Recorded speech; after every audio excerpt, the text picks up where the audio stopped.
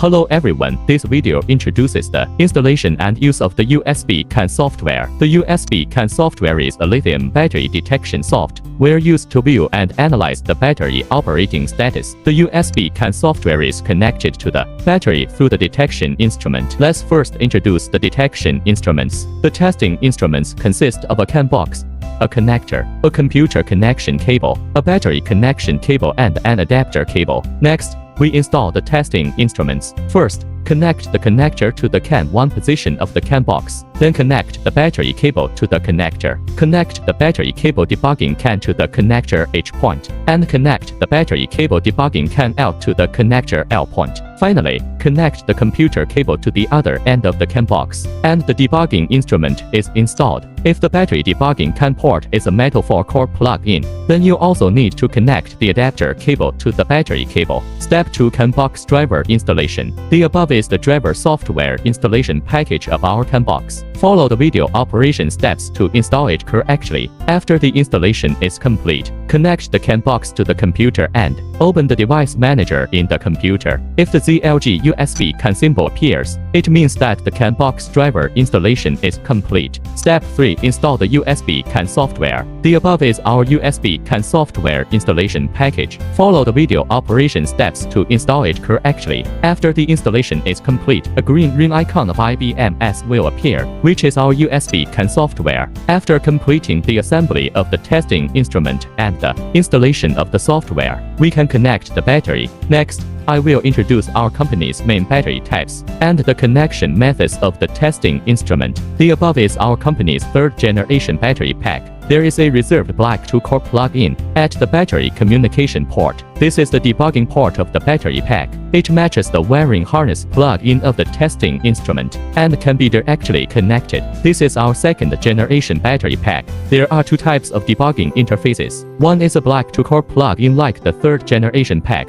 with the debugging CAN L logo on the wiring harness. The other debugging interface of the battery pack is a metal 4-core plug-in with a debug port logo next to the plug-in. This type of battery requires an adapter cable to connect the metal plug-in at one end of the adapter cable to the battery, and the black 2-core plug-in with the debug logo on the other end to the battery connection line. The types and connection methods of batteries have been introduced. Next, we will introduce the functions and operations of the USB CAN software. After connecting the computer and the battery through the detection instrument, we open the USB CAN software. First, you will enter the USB CAN software selection interface. In this interface, select USB CAN 2 as the communication port and 250K as the baud rate. Then click the switch button in the upper right corner to enter the data interface. First, we see the system status interface of the USB CAN software. In addition to the system status interface, the USB CAN software also has a system configuration interface, parameter calibration and forced control interface, program upgrade interface, and historical data interface. In addition, we also have a login interface, which is used to log into the account, and a password to obtain higher permissions. It is only required when the battery program needs to be upgraded.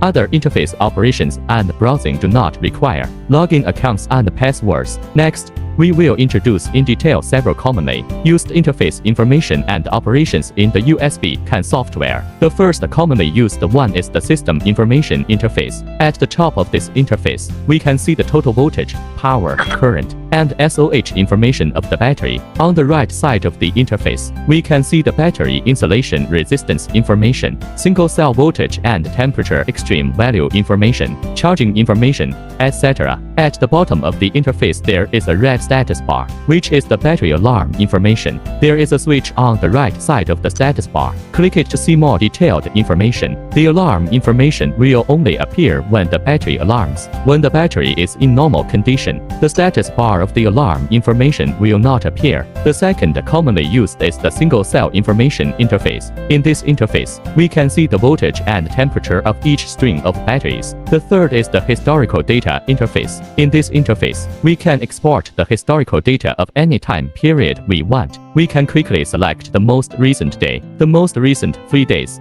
etc. Or we can select the start and end time by ourselves. Since the amount of data recorded by the battery operation every day is relatively large, it is recommended to select the export time within 3 days. This way, the export time will be shorter. After the export is successful, the data will be stored in the computer in the form of an Excel table. Finally, we will introduce the battery program upgrade interface. In this interface, we can view the battery program version and update the battery program. To update the program, you need to log in with your account and password first. The account and password need to be authorized by the battery manufacturer. After logging in with your account and password, click Flash with Cloud File. Select the corresponding network version number. When the download progress bar reaches 100%, click OK and the program update is complete. This is the end of this video. Thank you for listening.